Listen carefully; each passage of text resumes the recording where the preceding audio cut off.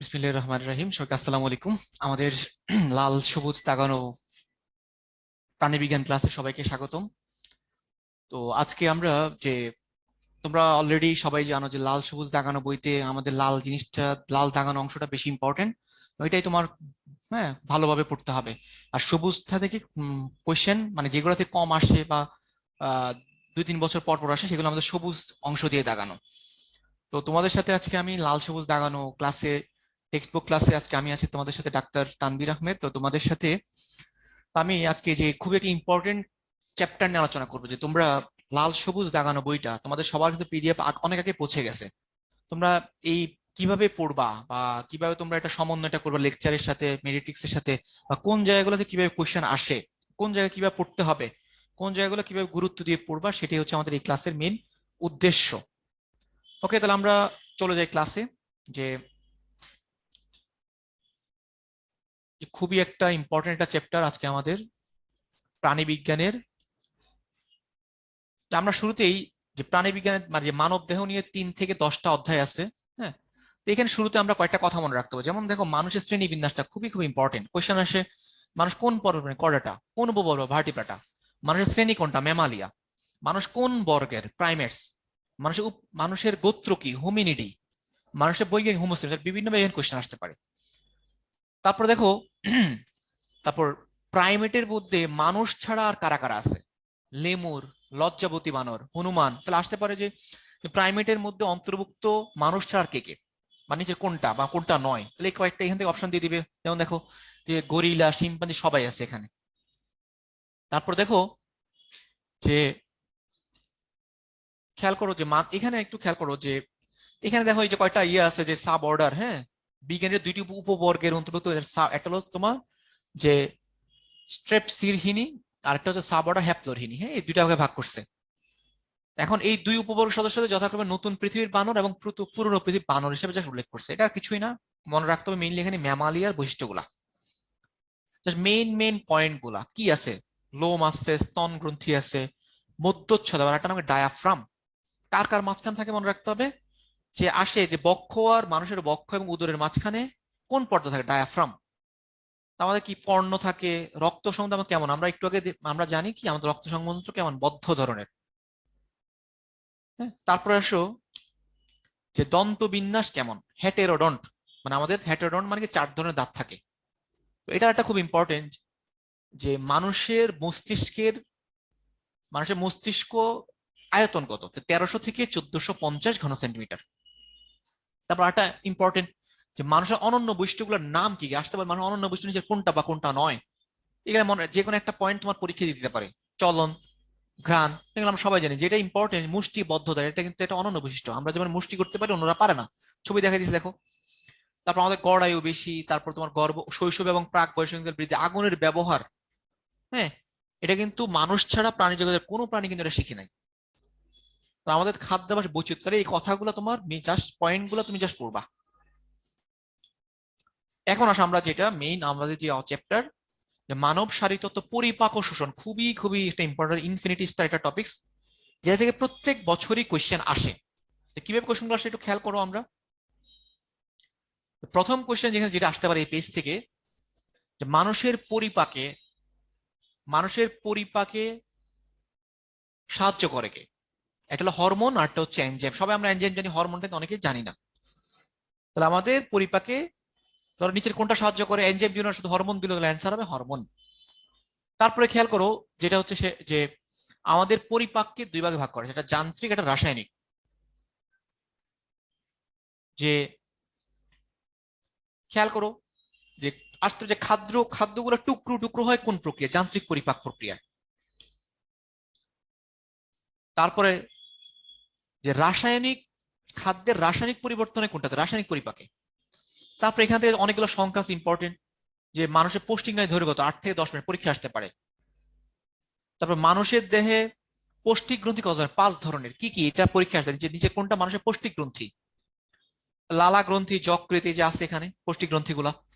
তারপরে এখানে যে আমাদের পৌষ্টিক 2টা ভাগে ভাগ করে, সেটা পৌষ্টিক নালী, একটা পৌষ্টিক গ্রন্থি।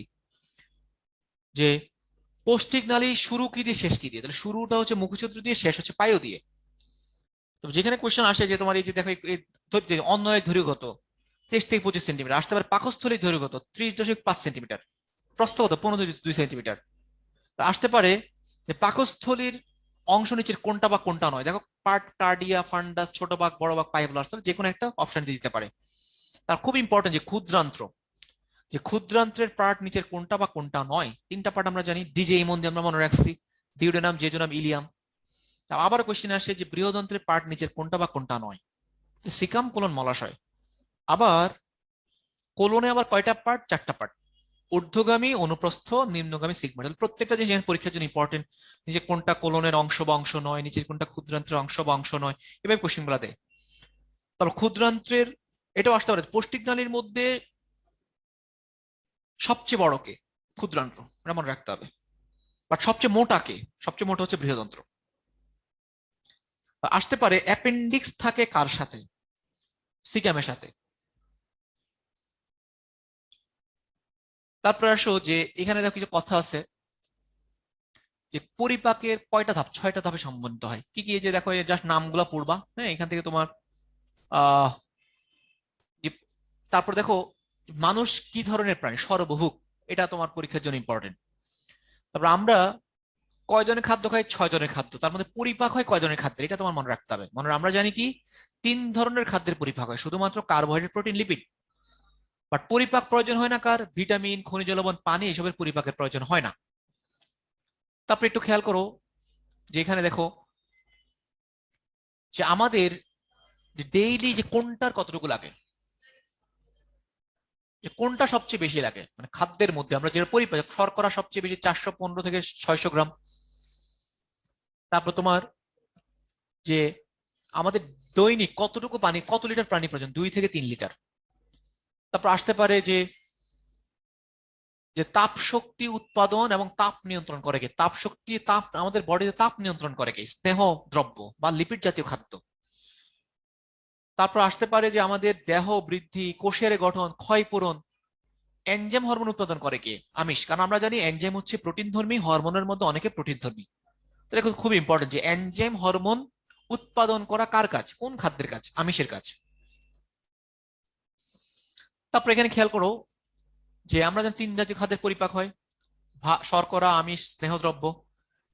এখান থেকে কোশ্চেন আসতে পারে শর্করা পরিপাককারী এনজাইমগুলোর নাম কি, অ্যামাইলোলাইটিক এনজাইম, অ্যামাইলোলাইটিক এনজাইম,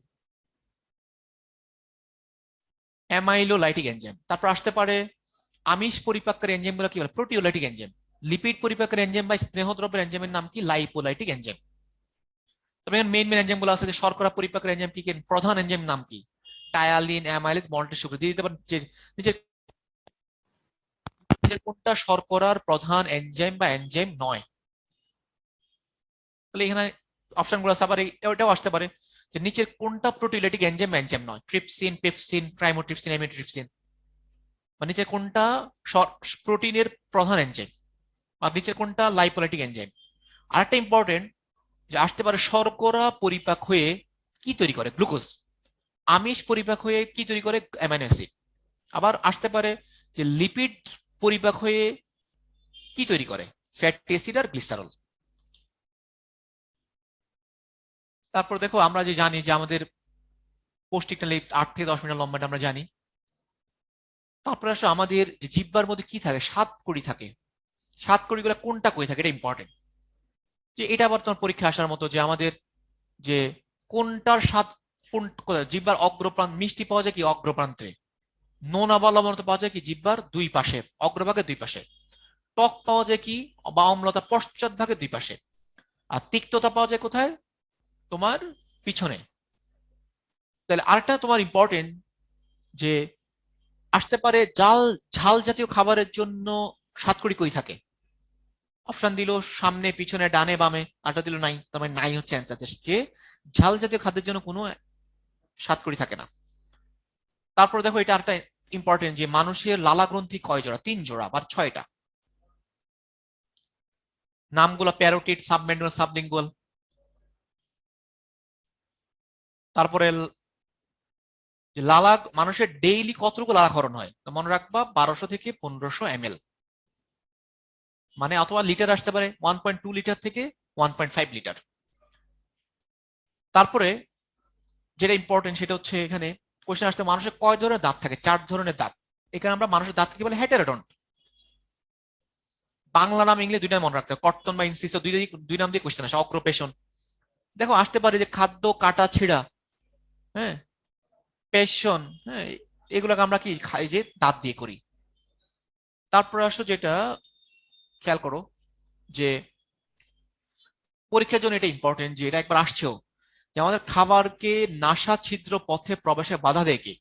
কোমল তালু বা সফট প্যালেট।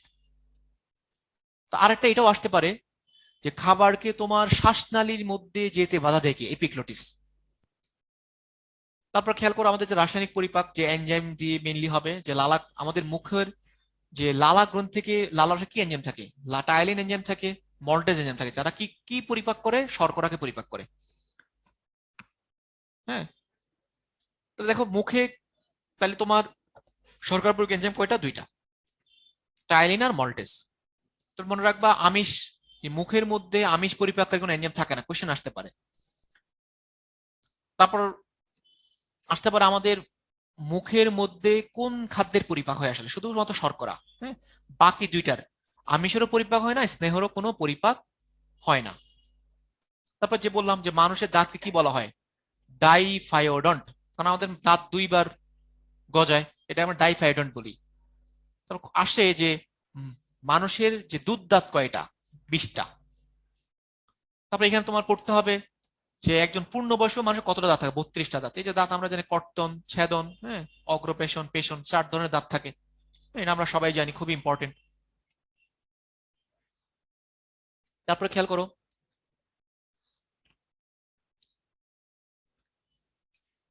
দন্ত সংকেত বা ডেন্টাল ফর্মুলা, খুব ইম্পর্টেন্ট। কোন দাঁত কয়টা থাকে? আই, আই মানে ইনসিসর, মানে ইনসিসর যেমন I2C1 P2M3, এটা হচ্ছে তোমার যে কোনো একদিকে উপর চোয়ালে, আমরা যে উপরে নিচে সেম, I2C1 P2M3, এটা ধরো আমাদের উপরের চোয়ালের ডান পাশে পূর্ণবয়স্কের ক্ষেত্রে।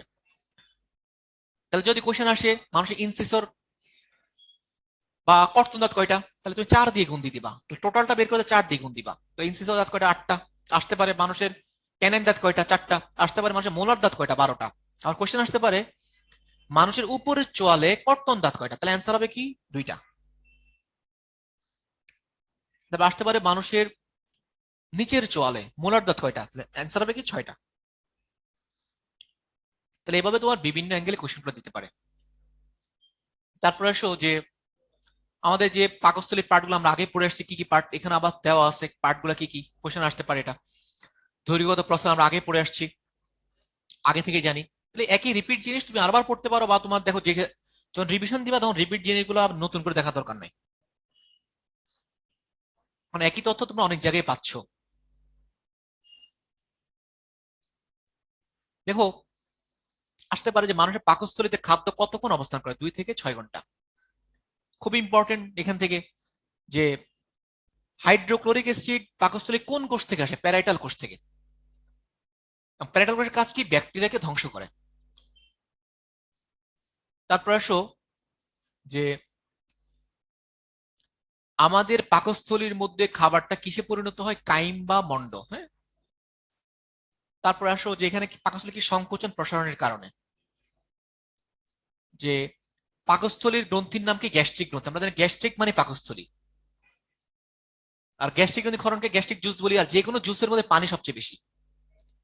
মনে রাখবা গ্যাস্ট্রিক জুসের ক্ষরণ নিয়ন্ত্রণ করে কে? খুব ইম্পর্টেন্ট, গ্যাস্ট্রিন হরমোন। পরীক্ষা আর এভাবে কোশ্চেনটা দিতে পারে। তারপর আমিষ পরিপাককারী এনজাইম গ্যাস্ট্রিক জুসে কি আছে?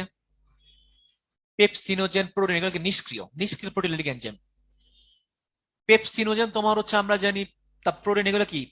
তাহলে পেপসিনোজেন সক্রিয় পেপসিনে পরিণত হয় কিসের সাহায্যে? প্রোরেনিন। রেনিন সক্রিয় রেনিনে কনভার্ট হয় কিসের সাহায্যে?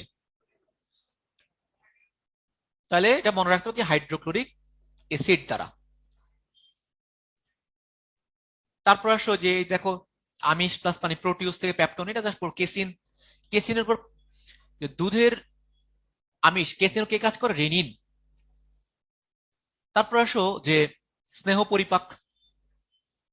মনে রাখবা কোশ্চেন আসতে পারে যে যে পাকস্থলীর মধ্যে কার পরিপাক হয় না? মনে রাখবা পাকস্থলীর মধ্যে কোনো শর্করার পরিপাক হয় না, বাকি দুইটার পরিপাক হবে, আমিষেরও হবে, তারপর তোমার লিপিডেরও হবে।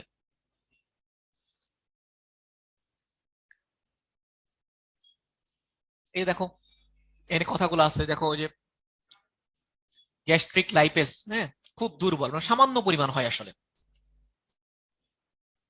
তারপর আসলে যে এটা আসতে পারে পাকস্থলী, এই কথাটা ইম্পর্টেন্ট, হ্যাঁ, যে পাকস্থলী নিজেই এনজাইমে পরিপাক হয়ে যায় না, এই কথাটা ইম্পর্টেন্ট। কেন পরিপাক হয়ে যায় না আসতে পারে, কেন পরিপাক হয় না? এটার মিউকাস স্তর থাকার কারণে। তারপর তোমার হচ্ছে বাইকার্বনেট থাকার কারণে, কারণ এটা হাইড্রোক্লোরিক প্রশমিত করে দেয়। তারপর যে এনজাইম গুলো আসে এগুলোকে নিষ্ক্রিয়ভাবে আসে, এইসব কারণে তোমার হাইড্রোক্লোরিক, তোমার মেনটা এই কথাটা মনে রাখতে হবে যে পাকস্থলী নিজেই এনজাইমে পরিপাক হয়ে যায় না। তারপর আসো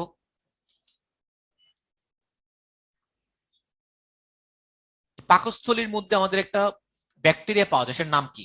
বা আমাদের পাকস্থলী আলসার তৈরি করার জন্য মেন দায়ী কে? হেলিকোব্যাক্টার পাইলোরি, একটা ব্যাকটেরিয়া যেটা আলসার করার জন্য দায়ী। আবার আমরা ব্যথার ওষুধ খেলেও কি হতে পারে? আলসার হতে পারে। তাহলে এই কথাগুলো পরীক্ষার জন্য ইম্পর্টেন্ট। তারপর সেখান থেকে যে এখানে তো বললাম যে ক্ষুদ্রান্ত্রের পার্ট কি কি, কোশ্চেন আসছে যে ক্ষুদ্রান্ত্রের পার্ট নিচে কোনটা বা কোনটা নয়, এটা আসে। তো কোশ্চেন আসতে পারে ইউ আকৃতির কোনটা, ডিওডানাম হচ্ছে ইউ আকৃতি, এরকম তোমাদের বইতে আর ইউ আকৃতি কি আছে একসাথে মিলাই পড়বা, যে আমরা জানি ম্যান্ডিবল ইউ আকৃতি, হাইওয়েড ইউ আকৃতি, এবার মিলাই পড়তে হবে। তারপর আসো এখানে যে ক্ষুদ্রান্ত্রের মধ্যে মনে রাখতে হবে আমাদের পরিপাক সবচেয়ে বেশি কোথায় হয়? ক্ষুদ্রান্ত্রে। মনে রাখবা পরিপাক সবচেয়ে বেশি হয়, পরিপাক এবং শোষণ সবচেয়ে বেশি কোথায় হবে? ক্ষুদ্রান্ত্রের মধ্যে। পরিপাক এবং শোষণ সবচেয়ে বেশি হয় ক্ষুদ্রান্ত্রে, এই কথাগুলো খুব ইম্পর্টেন্ট পরীক্ষার জন্য।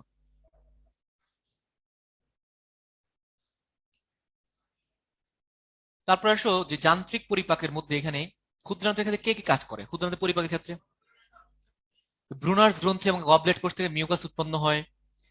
কোলেসিস্টোকাইনিন হরমোন যেটা কি করে? পিত্তথলির সংকোচন ঘটায়। তাহলে পিত্তথলির সংকোচন ঘটায় কে? পিত্তের সংকোচন ঘটায় পিত্তরস ক্ষরণে সাহায্য করে কোলেসিস্টোকাইনিন। কোশ্চেন আসে ইমালসিফিকেশন করা কার কাজ? পিত্ত লবণের কাজ। কোন জাতীয় খাদ্যের উপর কাজ করে পিত্ত লবণ? মেইনলি স্নেহ দ্রব্যের উপর। তাহলে এইভাবে তোমার কোশ্চেন গুলো দিবে। তারপর আসো রাসায়নিক পরিপাক, যে ক্ষুদ্রান্ত্রের গহ্বরে যে তোমার কি কি আছে, এখানে অ্যান্টারোকাইনিন কাজ করে, সিক্রেটিন কাজ করে, কোলেসিন, বিভিন্ন যে ক্ষুদ্রান্ত্রের কি কি হরমোন কাজ করে? ক্ষুদ্রান্ত্রের ক্ষেত্রে তোমার অ্যান্টারোকাইনিন কাজ করে, অ্যান্টারো মানে মানে মানে অন্ত্রকে মিন করে, সিক্রেটিন কাজ করে, কোলেসিস্টোন। তারপর আসতে আসতে পারে খুব ইম্পর্টেন্ট যে পিত্তরসে কোন এনজাইম থাকে? মনে রাখবা পিত্তরসে কোনো এনজাইম থাকে না, এটা ইম্পর্টেন্ট। ট্রিপসিন এনজাইমটা কি হিসাবে নিঃসৃত হয়? ট্রিপসিনোজেন রূপে। পেপসিন ট্রিপসিনের পার্থক্য মনে রাখতে হবে। পেপসিন কোথায় নিঃসৃত হয়? পাকস্থলীতে। ট্রিপসিন কোথায় নিঃসৃত হয়? ক্ষুদ্রান্ত্রে। তারপর আসতে পারে পেপসিনকে সক্রিয় করে হাইড্রোক্লোরিক অ্যাসিড, আর ট্রিপসিনকে সক্রিয় করে কে? এন্টারোকাইনেস। খুব ইম্পর্টেন্ট, এইগুলো পরীক্ষায় আসবে, এগুলো পরীক্ষা দিবে। তারপর দেখো স্নেহ পরিপাকে পিত্তরস কাজ করে। পিত্তরসে কে কাজ করে? পিত্ত লবণ। পিত্ত লবণের নাম কি? সোডিয়াম গ্লাইকোকোলেট, সোডিয়াম টর। তাহলে পিত্ত লবণের নাম কি? Sodium glycolate, sodium taurocholate. আর আসতে পারে যে স্নেহ জাতীয় খাদ্যকে ক্ষুদ্র ক্ষুদ্র কণায় পরিণত করার নাম কি? ইমালসিফিকেশন, বা বাংলা বলে অবদ্রবণ। ইমালসিফিকেশন বা অবদ্রবণ কোন জাতীয় খাদ্যের কারণে তৈরি হয়? লিপিড জাতীয় খাদ্যের পরিপাকের কারণে, মানে ক্ষুদ্র কণায় ভাগ হওয়ার কারণে। আমরা আগেও দেখে এসেছি মানবদের 5 ধরনের পৌষ্টিক গ্রন্থি আছে। এখন একটা লালা গ্রন্থি দেখো, এদের যেটা কোশ্চেন আসবে যে লালা গ্রন্থি দেখো, এখানে কি 2 ধরনের কোষ আছে, সেরাস কোষ আর মিউকাস কোষ। আসতে পারে যে মানুষের লালা গ্রন্থি সবচেয়ে বড় কোনটা? সবচেয়ে বড় হচ্ছে প্যারোটিড। আবার আসতে পারে মামস রোগে কোন গ্রন্থি ফুলে যায়? প্যারোটিড গ্রন্থি। তারপর আসতে পারে তোমার লালা, প্যারোটিড গ্রন্থিটা কোথায় উন্মুক্ত হয়? তোমার আমাদের উপরের চোয়ালে দ্বিতীয় ঊর্ধ্ব মোলার বা দ্বিতীয় মোলার টিথের বিপরীতে। আর সাবম্যান্ডিবুলার কোথায় উন্মুক্ত হয়? ফ্রেনুলামে, জিহ্বার নিচে ফ্রেনুলামে।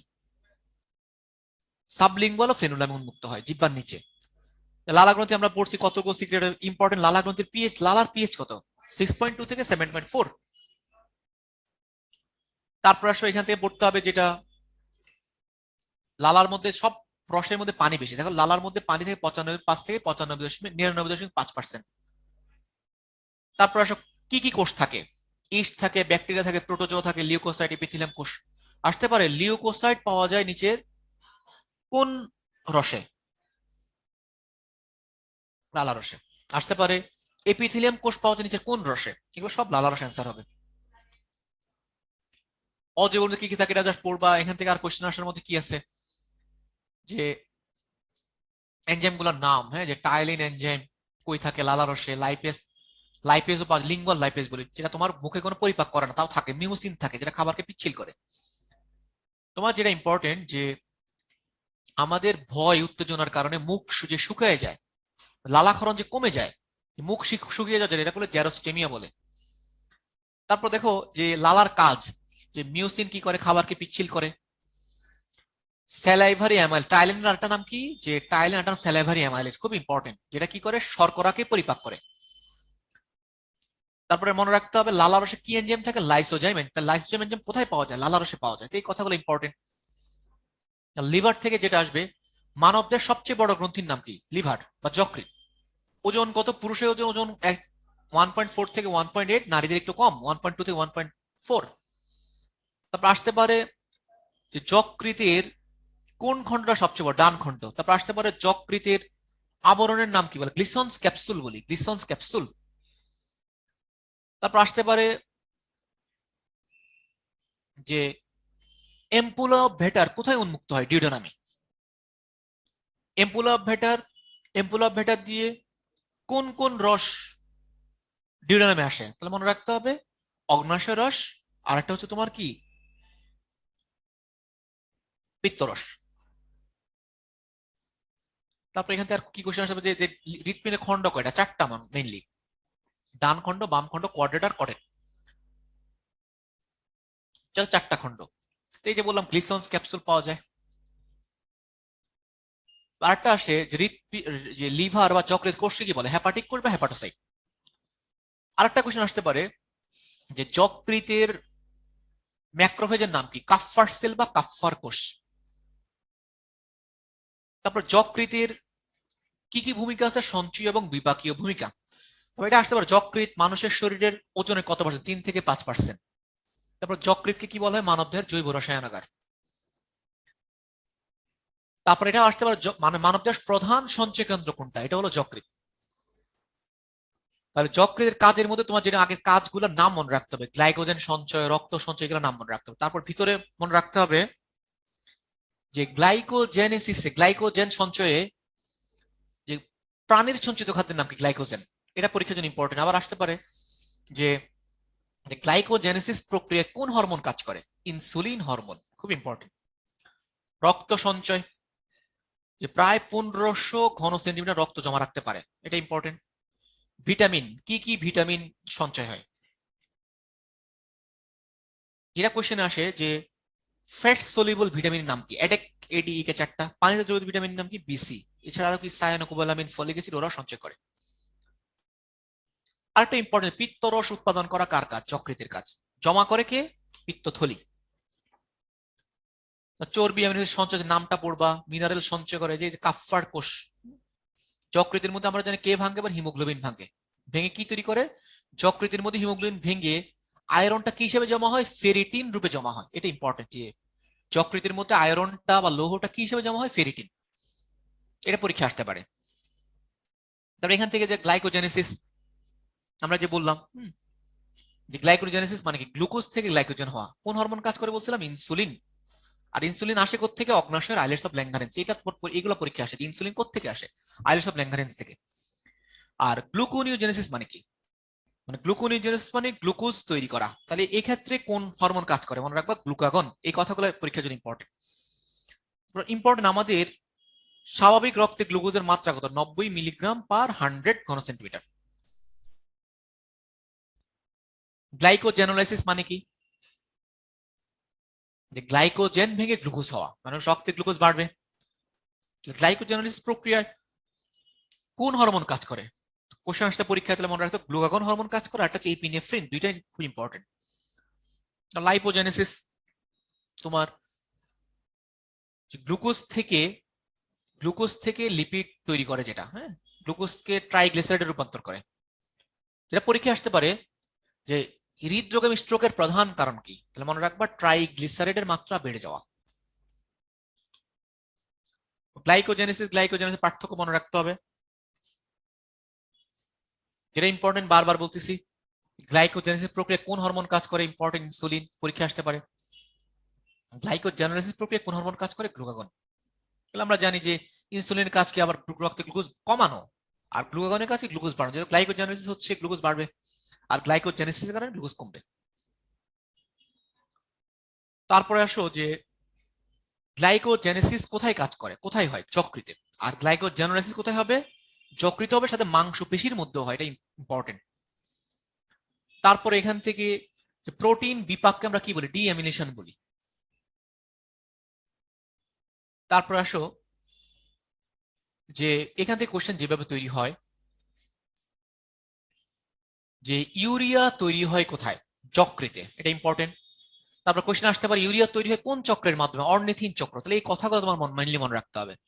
বাট ইউরিয়া বের হয় কি দিয়ে? আমাদের মূত্র মানে কিডনি দিয়ে, মূত্রের সাহায্যে। তাই এটাও আরেকটা ইম্পর্টেন্ট যে প্লাজমা প্রোটিন তৈরি করে কে? যকৃৎ। কোন প্লাজমা প্রোটিন যকৃৎ তৈরি করে না? Gamma globulin. মনে রাখবা গামা গ্লোবিউলিন ছাড়া বাকি সব প্লাজমা প্রোটিন তৈরি করে কে? যকৃৎ। হরমোন, কিছু হরমোনও তৈরি করে, নাম জাস্ট নামটা মনে রাখবো, হরমোন তৈরি করে। যেমন যকৃতে যে অ্যানজিওটেনসিনের জন্য একটা হরমোন সংশ্লেষ করে, খুবই ইম্পর্টেন্ট। তারপর লিপিড বিপাক বা ফ্যাট বিপাক, এটা তোমার মনে রাখতে পারো যে কিটোন বডি। কিটোন বডি তৈরি হয় কিসের কারণে, কিসের বিপাকের কারণে? তাহলে লিপিড বা ফ্যাট বিপাকের কারণে। তাহলে প্রথমত মেনটা মনে রাখবা। আমরা যে লোহিত কণিকার উৎপাদন যকৃৎ কখন করে? আমরা জানি ভ্রূণ অবস্থায়, শিশু দেহে ভ্রূণ অবস্থায়।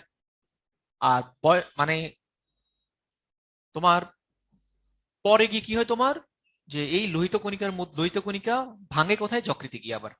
হিমোগ্লোবিন ভাঙন সেম, যেটা বলা হয় বিলিরুবিন বিলিভার্ডিন। আমরা জানি যে বিলিরুবিন কোথেকে তৈরি হয়? হিমোগ্লোবিন ভাঙার কারণে। হিমোগ্লোবিন কতদিন বাঁচে বা লোহিত কণিকা কতদিন বাঁচে? 120 দিন। এগুলো তোমার আমরা রক্ত চ্যাপ্টারও পড়ছি এগুলা। তার পিত্ত উৎপাদন করাও কার কাজ? যকৃৎ। হরমোন সংশ্লেষ আমরা দেখলাম তার আগে। হরমোন ভাঙন, কিছু কিছু হরমোন এখানে ভাঙবে, এই কথাটা জাস্ট মনে রাখতে হবে। টক্সিন বা বিষ অপসারণ কে করে? এটাও তোমার যকৃৎ করতে পারে। তারপর রক্ত ব্যাকটেরিয়া মুক্তি, এই কথাগুলো মেইন কথাগুলো মনে রাখবা। তবে যে পিত্তরসের কালার কেমন? হলদে সবুজ। কেন হলদে সবুজ? কারণ এখানে তোমার বিলিরুবিন আর বিলিভার্ডিন থাকে। তারপর তোমার মনে রাখতে হবে যে পিত্তরস কি পিএইচ কত? 8 থেকে 8.6। তার মানে কি? হালকা, মানে কি তোমার ক্ষারীয়। তাহলে আসতে পারে যে পিত্তরস কি ধরনের পদার্থ? ক্ষারীয়, অম্লীয় নাকি? তাহলে ক্ষারীয়। তারপর পিত্তরসের কাজ, এই যে আমরা বললাম যে ইমালসিফিকেশন করা কার কাজ? আসতে পারে পিত্তরস। তারপর মনে রাখতে পারো চর্বি জাতীয় খাদ্য পরিপাকে সাহায্য করে কে? তোমার পিত্তরস। তারপর আসতে পারে চর্বিতে দ্রবীভূত ভিটামিন শোষণে সাহায্য করে, তাও পিত্ত লবণ। পেরিস্টালসিস, কোলনে পেরিস্টালসিস বাড়াবে কে? সেটাও পিত্ত লবণ অ্যান্সার। তাহলে থেকে অনেকভাবে তোমার কোশ্চেন এখানে আসতে পারে। তারপর মিশ্র গ্রন্থি কাকে বলি? তাহলে তাহলে অগ্নাশয় কি ধরনের গ্রন্থি? মিশ্র গ্রন্থি। আবার তোমার আর তোমার লিভার কি ধরনের গ্রন্থি? লিভারও কিন্তু মিশ্র গ্রন্থি। তারপর এখানে তুমি দেখবা যে একটা যে অগ্নাশয়ের পার্ট কি কি? অগ্নাশয়ের প্রথম কথা আমরা মনে রাখতে হবে তোমার দৈর্ঘ্যগত প্রস্থগত। দৈর্ঘ্য হচ্ছে 12 থেকে 15 সেন্টিমিটার, প্রস্থ হলো 5 সেন্টিমিটার। মিশ্র গ্রন্থি বলি কারণ এখান থেকে হরমোনও আসে, এনজাইমও আসে। কি কি পার্ট আছে একটা অগ্নাশয়ের? মাথা আছে, দেহ আছে, লেজ আছে, পার্ট গুলো মনে রাখতে হবে। তারপর আমরা এটাও আসে যে অগ্নাশয় দেখতে কিসের মতো? মরিচের মতো বলি আমরা, হ্যাঁ। কিসের মতো? মরিচের মতো, মরিচ। তারপরে যে উৎসাং নালী, হ্যাঁ, ছোট ছোট নালী গেলে তো উৎসাং নালী বলি, হ্যাঁ। আসতে পারে অগ্নাশয় নালী কার সাথে যুক্ত হয়? মনে রাখতে হবে অগ্নাশয় যুক্ত হয় তোমার হচ্ছে অভিন্ন পিত্তনাশয় যুক্ত হয়ে তোমার কি তৈরি করবে? তোমার এম্পুল অফ ভেটারের দিয়ে ডিউওডেনামে ঢুকবে। তারপরে এখান থেকে যেটা কোশ্চেন আসতে পারে এই যে তাহলে অগ্নাশয়ের মধ্যে বহিঃঘরা পার্ট আছে, অন্তঃঘরা পার্ট আছে। এটা ইম্পর্টেন্ট যে অগ্নাশয়ের অন্তঃঘরা পার্টে কয়টা কোষ পাওয়া যায়? 4টা কোষ, আলফা, বিটা, গামা, ডেল্টা। আর অন্তঃঘরা পার্টের নাম কি? অগ্নাশয়ের অন্তঃঘরা অংশের নাম কি? আইলেটস অফ ল্যাঙ্গারহ্যান্স বা ল্যাঙ্গারহ্যান্সের দ্বীপপুঞ্জ বলে। এটাও আসতে পারে যে আলফা বিটা মানে অন্তঃঘরা পার্টটা কোন দিকে থাকে? ভিতরের দিকে থাকে, আর বহিঃঘরা পার্টটা বাইরের দিকে থাকে। হ্যাঁ, বহিঃঘরা পার্টটাকে বলে লোবিউল, আর অন্তঃঘরা পার্টটাকে বলে অ্যাসিনাস। লোবিউল আর অ্যাসিনাস। যেটা এখান থেকে আসতে পারে যে গ্লুকাগন তৈরি করে কোন কোষ? আলফা কোষ। ইনসুলিন তৈরি করে কোনটা? বিটা কোষ। তা আসতে পারে প্যানক্রেটিক পলিমের তৈরি করে কি? গামা কোষ বা পিপি কোষ। সোমাটোস্ট্যাটিন তৈরি করে কে? ডেল্টা কোষ। অগ্নাশয় রসের উপাদান, এটা কম ইম্পর্টেন্ট, এটা জাস্ট মনে রাখবা যে এখানে যে পানি 98। হ্যাঁ, এনজাইম গুলো আমরা পরে একটু ইয়া থেকে দেখবো। তারপর আসো অগ্নাশয়ের পিএইচ, সবগুলোর পিএইচ মনে রাখবা। আমাদের লালারসের এনজাইম হচ্ছে লালারস হচ্ছে মেইনলি অম্লীয়। অগ্নাশয় রস কি? যেহেতু এসিড আছে, অম্লীয়। আর বাকি সব হচ্ছে ক্ষারীয়। আন্ত্রিক রস, অগ্নাশয় রস সবকিছু ক্ষারীয়। তারপর এখানে আসো যে যে অগ্নাশয় রস কি করে? অম্লক্ষারের সমতা রক্ষা করে। দেহের তাপ নিয়ন্ত্রণ করে কে? তাও অগ্নাশয় রস। পানি সাম্য নিয়ন্ত্রণ করে কে? অগ্নাশয় রস। এগুলো পরীক্ষার জন্য ইম্পর্টেন্ট। গ্যাস্ট্রিক গ্রন্থি, প্রথমত পরীক্ষার জন্য ইম্পর্টেন্ট যে গ্যাস্ট্রিক গ্রন্থি মানে কি? পাকস্থলী গ্রন্থি। যে একজন মানুষের কতটুকু গ্যাস্ট্রিক জুস খরিতে হয়, ডেইলি কতটুকু গ্যাস্ট্রিক জুস খরিতে হয়? 2 লিটার। তারপর গ্যাস্ট্রিক গ্রন্থির মধ্যে কয় ধরনের কোষ পাওয়া যায়? 4 ধরনের। দেখো, অক্সেন্টিক কোষ, মিউকাস, নামগুলো আগে মনে রাখতে হবে। তারপর কোশ্চেন যেটা আসে যে হাইড্রোক্লোরিক অ্যাসিড উৎপাদন করে কে? প্যারাটাল কোষ, বারটা নাম অক্সেন্টিক কোষ। বা কোশ্চেন আসে প্যারাটাল কোষ থেকে কোন জিনিস তৈরি হয়? Hydrochloric acid. আসতে পারে তোমার যে গ্যাস্ট্রিক ইন্ট্রিনসিক ফ্যাক্টর তৈরি করে আর্জেন্টাফাইন কোষ। আসতে পারে পেপসিনোজেন। তারপর আসতে পারে যে পেপসিনোজেন তৈরি করে কে? জাইমোজেনিক কোষ বা চিফ কোষ। এগুলো তোমার পরীক্ষার জন্য ইম্পর্টেন্ট। গ্যাস্ট্রিক জুসের উপাদান কম ইম্পর্টেন্ট, জাস্ট তোমার মনে রাখবা যে মানে এটা তোমার যে মিউসিন থাকে এখানে, আমরা একটা পড়ছি মিউসিন কই থাকে? লালারসও থাকে। গ্যাস্ট্রিক জুসের কাজটা মনে রাখতে হবে যে দেখো হাইড্রোক্লোরিক অ্যাসিড ক্ষরণ করে, এটা দিয়ে তোমার যে ব্যাকটেরিয়া ধ্বংস করবে, নিষ্ক্রিয় এনজাইমকে সক্রিয় করে। তারপর গ্যাস্ট্রিক জুসে বিদ্যমান যে পেপসিন এনজাইম, সেটা হাইড্রোক্লোরিক মিশে কি প্রোটিনকে পেপটনে পরিণত করে। তারপর আসবা যে রেনিন এনজাইমটা দুধের কেসিনোজেন কিসে পরিণত করে? কেসিনে পরিণত করে। হ্যাঁ, দুধের কেসিনোজেনকে কেসিনে পরিণত করে রেনিন এনজাইম, গ্যাস্ট্রিক জুসে বিদ্যমান। তারপরে আন্ত্রিক গ্রন্থি, আন্ত্রিক গ্রন্থি কে আন্ত্রিক গ্রন্থিকে তোমার আন্ত্রিক গ্রন্থি কি কি আছে দেখো? শোষণ, আন্ত্রিক গ্রন্থির মধ্যে কি কি কোষ আছে একটু খেয়াল করো। হ্যাঁ, যেমন শোষণক্ষম কোষ, গবলেট কোষ, আর্জেন্টাফাইন কোষ, লিভার কোন গ্রন্থি, ব্রুনার্সের গ্রন্থি সব আছে। আর এসব গ্রন্থি থেকে নিঃসৃত হরমোনকে বলা হয় কি? আন্ত্রিক সাক্কাস সেন্টেরিকাস। এটা একটু কম ইম্পর্টেন্ট, মানে এটা তোমার মনে রাখতে হবে নামটা। আন্তরিক উপাদানের ক্ষেত্রে সেম জিনিস। সব জায়গায় পানি বেশি। এটা মনে রাখতে হবে আন্তরিক রসের এন্টারোকাইনেস, যেটা কাকে সক্রিয় করে? ট্রিপসিনোজেন। এটা তোমার পরীক্ষার জন্য ইম্পর্টেন্ট। তারপর আমরা জানি সুক্রেজ এনজাইম সুক্রোজে কাজ করে, ল্যাকটেজ এনজাইম ল্যাকটোজে কাজ করে। ল্যাকটোজ দুধের শর্করা। এটা তোমার খুব ইম্পর্টেন্ট। মেইন কাজগুলো তোমার এখানে আমরা যা যা পড়লাম এতক্ষণ, মেইন কাজগুলো এখানে দেওয়া আছে। আমরা পড়ছি যে লালা গ্রন্থির যে টায়ালিন মল্টের শর্করাকে পরিপাক করে খাদ্যকে পিচ্ছিল করে, এটা পরীক্ষার জন্য ইম্পর্টেন্ট। যে পিত্তরস জমা করা কার কাজ? পিত্তরসের। হ্যাঁ, যে এখানে তোমার মেইন আমরা এখন যা যা পড়লাম তার সামারি, যে ইমিউন তন্ত্রের কোষ বহন করে কে? অ্যাপেন্ডিক্স। তারপরে তোমার যে বর্জ্য জমা করে কে? বৃহদন্ত্র। তাহলে এইসব জিনিসগুলো তোমার পরীক্ষার জন্য এখানে তুমি মেইন কথাগুলো পড়বা। এখানে আমরা এখন যা পড়লাম সেগুলো এখানে আছে। এনজাইম আর পিত্তরসের পার্থক্য আমরা জানি কি? পিত্তরস একটা মিশ্র পদার্থ, আর এনজাইম একটা জৈব রাসায়নিক পদার্থ। এটা 1 নম্বর কথা। আর এটা একটা জিনিস, এনজাইম হচ্ছে কাজ শেষে অপরিবর্তিত থাকে, আর পিত্তরস হচ্ছে কাজ শেষে বর্জ্য পদার্থ হিসেবে নিষ্ক্রান্ত হয়। তারপর এখানে আসো, পরিপাকে তুমি মনে রাখবা আমাদের কে কাজ করে? স্নায়ুতন্ত্র কিন্তু কাজ করে। এটা ইম্পর্টেন্ট যে আমরা প্রথমত মনে রাখতে হবে পরিপাকে কে কে কাজ করে। পরীক্ষা আসতে পারে যে তোমার কোশ্চেন আসবে যে এখান থেকে যে পরিপাকে কে কে কাজ করে? স্নায়ুতন্ত্র কাজ করে, হরমোন, দুইটাই সঠিক।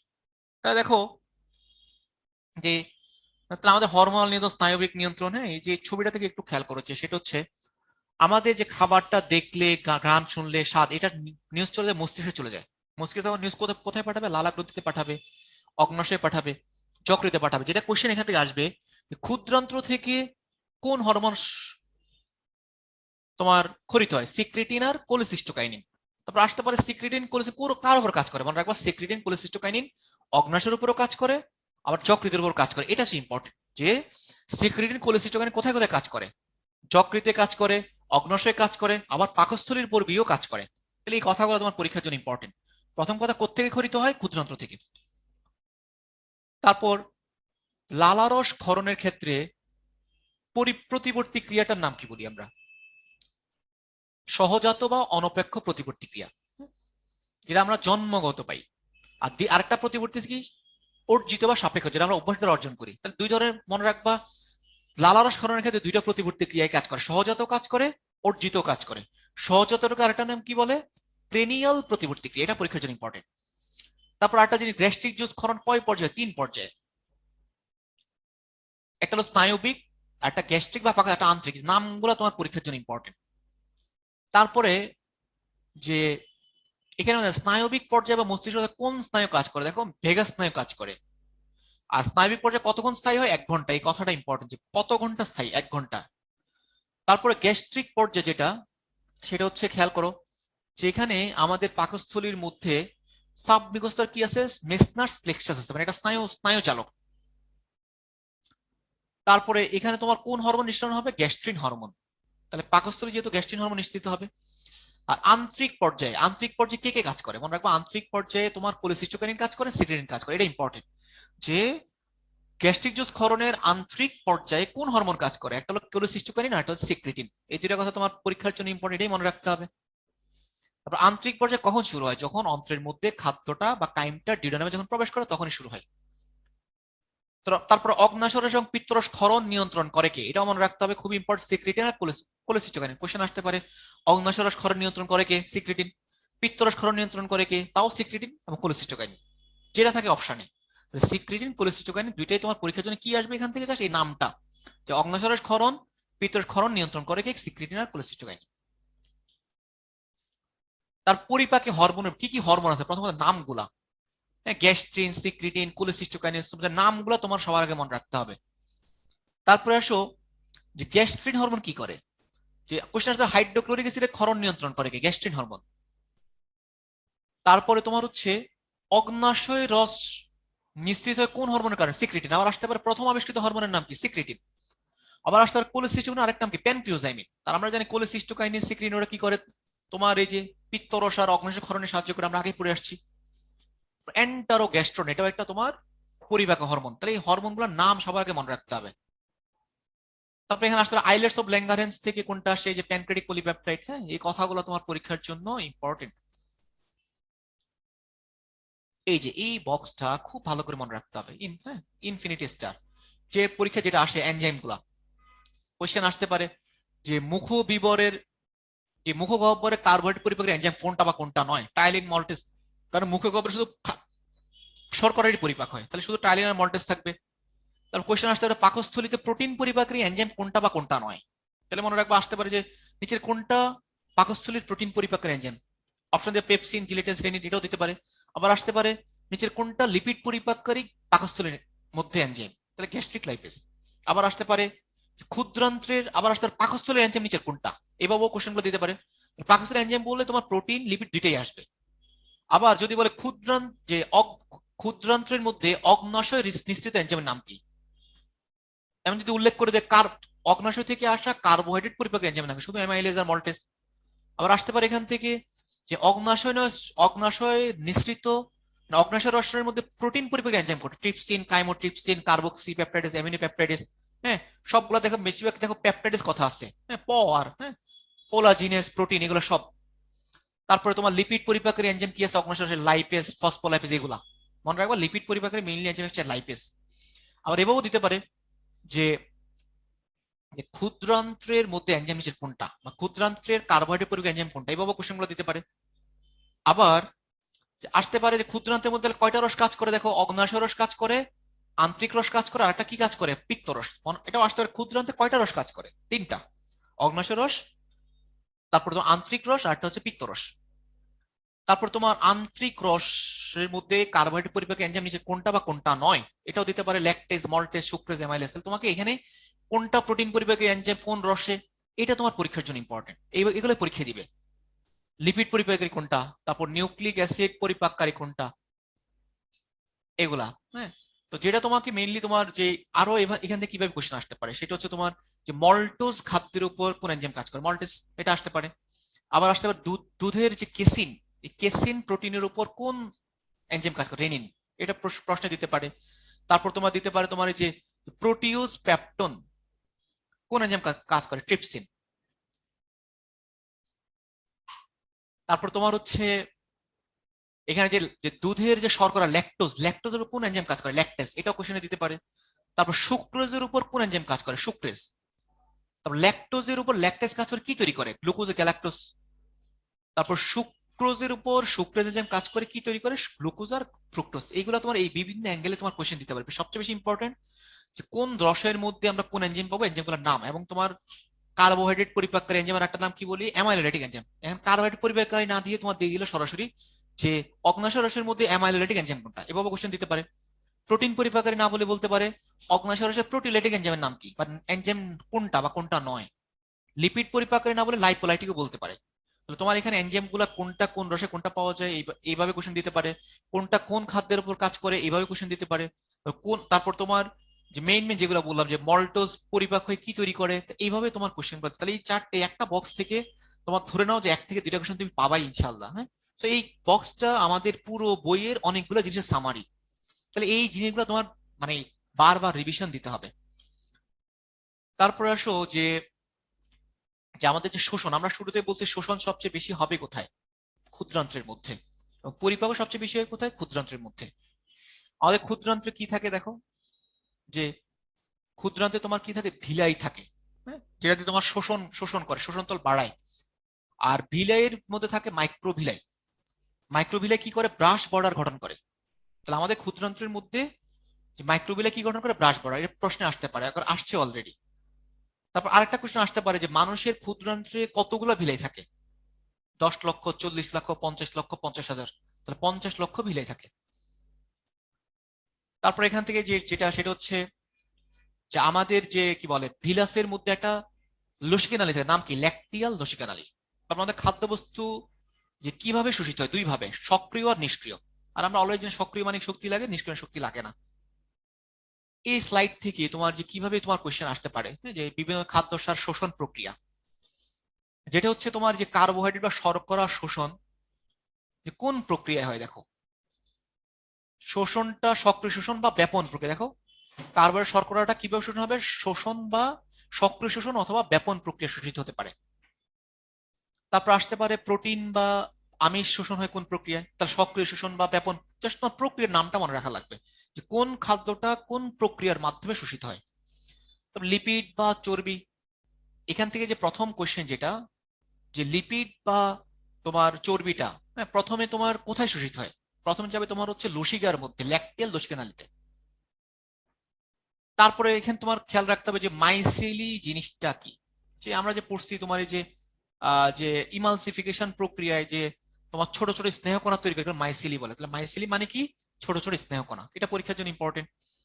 তারপরে তোমার কোন প্রক্রিয়ায় দেখো স্নেহকণা তোমার কোষ থেকে বেরিয়ে তোমার লসিকা নালী তথা ল্যাকটেলে প্রবেশ করে, তাহলে এক্সোসাইটোসিস প্রক্রিয়া। তাহলে প্রক্রিয়ার নামটা মনে রাখতে হবে যে এক্সোসাইটোসিস প্রক্রিয়াটা কোন খাদ্যের শোষণের সাথে জড়িত, লিপিড বা চর্বি শোষণের সাথে জড়িত। তারপরে খেয়াল করো যে আরেকটা আসতে পারে যে পানি শোষণের প্রধান জায়গা কোনটা, তাহলে সেটা হচ্ছে ক্ষুদ্রান্ত্র। তো খনিজ লবণ কোন প্রক্রিয়া শোষিত হয়, সক্রিয়, যা সেই প্রক্রিয়াগুলোর নাম। আর ভিটামিন, লিপিড যে চর্বিত দ্রবীভূত ভিটামিন কোথায় শোষিত হয় তোমার, সেটাও তোমার হচ্ছে ক্ষুদ্রান্ত্রে, অ্যাডেক বলি যেটাকে আমরা। তারপর ভিটামিন বি, সিও তোমার কোন প্রক্রিয়া শোষিত হয়, ব্যাপন এবং মানে মোট কথা আমার বলার উদ্দেশ্য হচ্ছে এটাই যে কোন খাদ্যটা কোন প্রক্রিয়া শোষিত, এটাই তোমার পরীক্ষার জন্য এইভাবে প্রশ্নটা দিবে আর কি।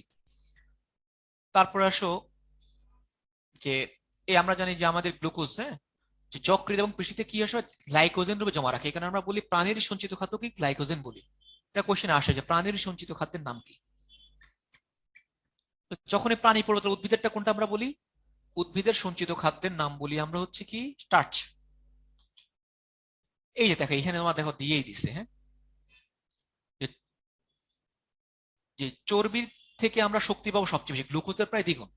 দেখো এই গ্লুকোজটা যেহেতু কি পরিমাণ সক্রিয় পরিবহন দ্বারা শোষিত হয়, অ্যামিনো অ্যাসিডটা সক্রিয় দ্বারা, বাট ফ্যাটি অ্যাসিড গ্লিসারলটা কোন প্রক্রিয়া? নিষ্ক্রিয় পরিবহন দ্বারা। এখানে যে পরিবহনটা, এই ফ্লো চার্টগুলো মনে রাখবা যে গ্লুকোজ কোত্থেকে কই যাচ্ছে। তারপর দেখো যে গ্লুকোজটা ফাইনালি কি গঠন করতেছে, তোমার শক্তি তৈরি করতেছে অথবা গ্লাইকোজেন তৈরি করতেছে। অ্যামিনো অ্যাসিডটা ফাইনালি কি করতেছে, হয় প্রোটিন গঠন করতেছে না ইউরিয়া তৈরি করতেছে। এই কথাগুলো পরীক্ষায় আসতে পারে। তার ফ্যাটি অ্যাসিড গ্লিসারল আলটিমেটলি কি তৈরি করতেছে, ওরা আবার গিয়ে চর্বি গঠন করতেছে বা শক্তি শক্তি দিচ্ছে। তারপর আসলে এই যে আমরা আগে বলছি যে আমাদের অ্যাপেন্ডিক্সটা কার সাথে থাকে, সিকামের সাথে যুক্ত থাকে। চারটা কোলন আমরা জানি। তবে ব্যাকটেরিয়ার ক্রিয়া, ব্যাকটেরিয়া আমাদের যে যে বৃহদান্ত্রের মধ্যে কি হয়, অনেকগুলা ব্যাকটেরিয়া থাকে মিথজীবী হিসাবে। আমাদের এটা কোশ্চেন আসতে পারে যে আমাদের বৃহদান্ত্রে কত প্রজাতির ব্যাকটেরিয়া থাকে, 100, 200, 300, 500 প্রজাতি, 500 প্রজাতি। তারপরে বৃহদান্ত্রে অবস্থিত ব্যাকটেরিয়া গুলা কি করে, তোমার ভিটামিন কে এবং ভিটামিন বি 12 এর ফলিক অ্যাসিড উৎপাদন করে। তো এটাও তোমার পরীক্ষা আসতে পারে যে ভিটামিন কে এবং ভিটামিন বি 12 এর ফলিক অ্যাসিড উৎপাদন করে কে, তাহলে বৃহদান্ত্রে অবস্থিত ব্যাকটেরিয়া গুলা। তারপরে আসো যে আমাদের শোষণ, হ্যাঁ, যে আমাদের যে পানির 70 থেকে 80%,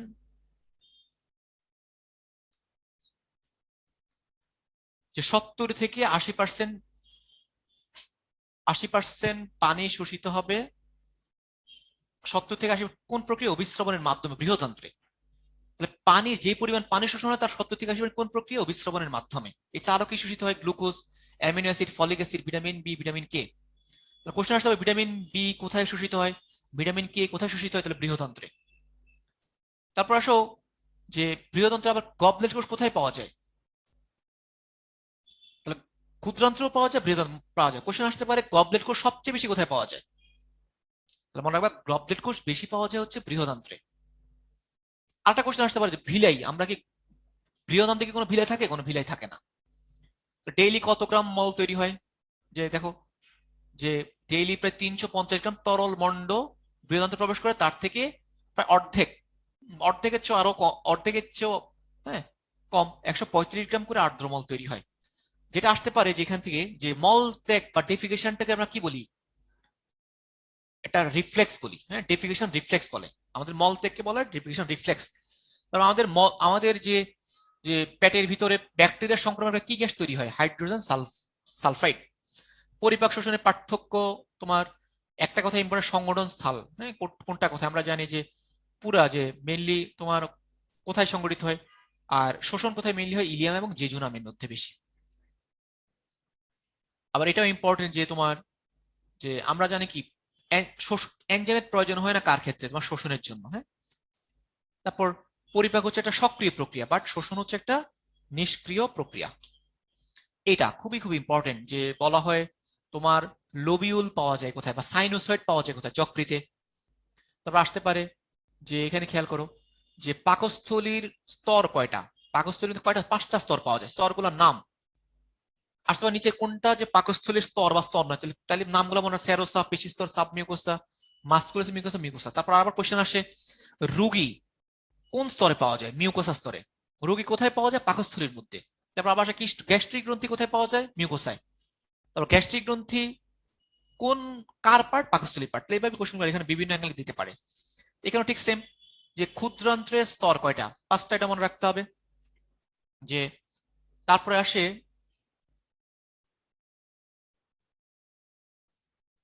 যে খেয়াল করো 5টা স্তর সেম। এখানে আসে যে ভিলাই থাকে কোন স্তরে? মিউকোসা স্তরে। ভিলাই থাকে কার মধ্যে? ক্ষুদ্রান্ত্রের মধ্যে। তারপর গবলেট কোষ ও শোষণক্ষম কোষ পাওয়া যায় কোথায়? মিউকোসা স্তরে। সব মিউকোসা। ভিলাই পাওয়া যায় কোথায়? গবলেট কোষ পাওয়া যায় কোথায়? শোষণক্ষম কোষ পাওয়া যায় কোথায়? সেগুলো সব হলো তোমার এই ক্ষুদ্রান্ত্রের মধ্যে।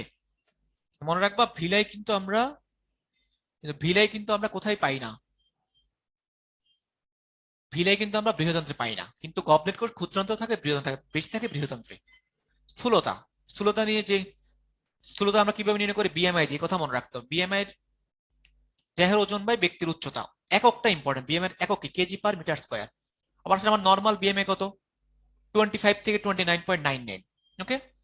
তারপর সে যেটা ইম্পর্টেন্ট মনে রাখতে হবে যে নর্মাল বিএমআই যদি 18 চেয়ে কম হয়, 18.5 চেয়ে কম হলে আমরা বলি ওজন কম, স্বাভাবিকত 18.5 থেকে 24.99 কেজি পার মিটার স্কোয়ার। খুব ইম্পর্টেন্ট, অতিরিক্ত ওজন কখন বলি? 25 থেকে 29.9 আসতে পারে। তৃতীয় শ্রেণীর স্থূলতা কখন বলি? যখন তোমার বিএমআই 40-এর বেশি বা 40-এর সমান হবে। এইভাবে তোমার কোশ্চেনগুলো দিতে পারে যে কোন প্রথম শ্রেণীর স্থূলতা কি, দ্বিতীয় শ্রেণীর স্থূলতার ক্ষেত্রে বিএমআই কত, এইভাবে কোশ্চেনগুলো দেয়। তারপর তোমার এই স্থূলতা নিয়ে চিকিৎসা বিজ্ঞানে যে শাখা আলোচনা করে বলে বেরিয়াট্রিক্স বলে। তার স্থূলতার কারণে কি কি হতে পারে? হৃদরোগ হতে পারে, টাইপ 2 ডায়াবেটিস, খুব ইম্পর্টেন্ট।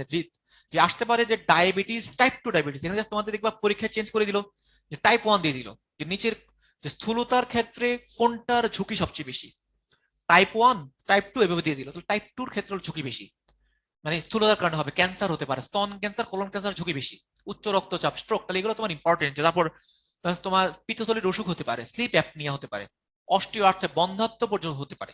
এগুলো আসলে নিচের কোন দিতে পারে যে স্থূলতার কারণে নিচের কোনটি হয় বা কোনটি হয় না, এইভাবে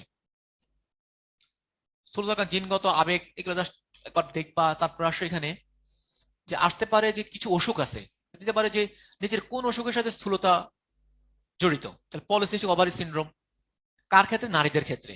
কুশিং সিনড্রোম, যে স্টেরয়েড হরমোন বেড়ে যাওয়ার কারণে আসতে পারে। স্টেরয়েড হরমোন বেড়ে গেলে মানুষের ওজন মানুষ চিকন হবে না মোটা মোটা হবে। তারপর হাইপোথাইরয়েডিজম, হ্যাঁ হাইপোথাইরয়েডিজম হইলেও তোমার কি মানুষ মোটা হয়ে যায়। আবার কিছু ওষুধের সাইড ইফেক্ট আসতে পারে নিচের কোন ওষুধের কারণে মানুষ স্থূল স্থূল হয় বা মোটা হয়। এই যে বলেন কর্টিকোস্টেরয়েড। তারপর আমরা যে অ্যান্টি ডিপ্রেসেন্ট ড্রাগ খাই, সব কারণে হতে পারে। জন্ম বিরতিকরণ বড়ি বা পিল যেটাকে বলে, সেগুলোর কারণে। ইনসুলিনের কারণে, আবার কিছু ডায়াবেটিক ওষুধের কারণে হতে পারে।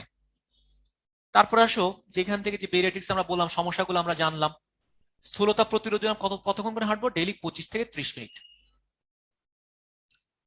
তারপর কিটোজেনিক ডায়েট কেন করা হয়? তাহলে তোমার মনে রাখতে হবে ওজন কমানোর জন্য। তারপর তোমার স্থূলতার জন্য কিছু ওষুধ আছে, যেমন দেখো নামগুলা কম ইম্পর্টেন্ট, একটু দেখবা। যে দেখো অরলিস্টেট, তারপর হচ্ছে তোমার ফেন্টামিন, হ্যাঁ, লর ক্যাসেরিন, হ্যাঁ এগুলা। তারপর জিআই হন। তারপর আবার তোমার বেরিয়েট্রিক, তোমার আমরা ওজন কমানোর জন্য কি কি পদ্ধতি অ্যাপ্লাই করতে পারি? বেরিয়েট্রিক সার্জারি করা যায়। সার্জারি গুলো কি কি আছে দেখো, ল্যাপারোস্কোপিক গ্যাস্ট্রিক বাইপাস সার্জারি, তারপর তোমার আছে গ্যাস্ট্রিক স্লিপ বলে। তাহলে আসতে পারে নিচের কোনটা বেরিয়েট্রিক সার্জারি বা সার্জারি নয়? তাহলে gastric bypass surgery, gastric sleeve, laparoscopy, এগুলো তোমার হচ্ছে তোমার ওজন কম, মানে বেরিয়েট্রিক সার্জারি, ওজনটা কমানোর জন্য। তাহলে এই অধ্যায়ের প্রধান প্রধান শব্দের সারসংক্ষেপ তুমি এটা পড়লে তোমার রিভিশন হবে। হ্যাঁ রিভিশন, আমরা যে যে কথাগুলো বললাম, হ্যাঁ দেখলে তুমি বুঝবা। হ্যাঁ এগুলা পড়লে আমরা যা যা পড়লাম এখানে সারসংক্ষেপ হচ্ছে এখানে, সারসংক্ষেপ হচ্ছে এখানে। তাহলে সবাই ভালো থেকো, আল্লাহ হাফেজ। যেভাবে ভাইয়া বলে দিলাম কোনটা থেকে কিভাবে কোশ্চেন আসে, পড়ার সময় এগুলো এইভাবেই পড়তে হবে, মানে এটাই হচ্ছে পড়ার নিয়ম। হ্যাঁ তুমি কোনটা কিভাবে ভালো করে পড়বা, হ্যাঁ ভাইয়া অলরেডি বলছি, সেভাবে পড়ে ফেলিও সবাই। ভালো থেকো, আল্লাহ হাফেজ।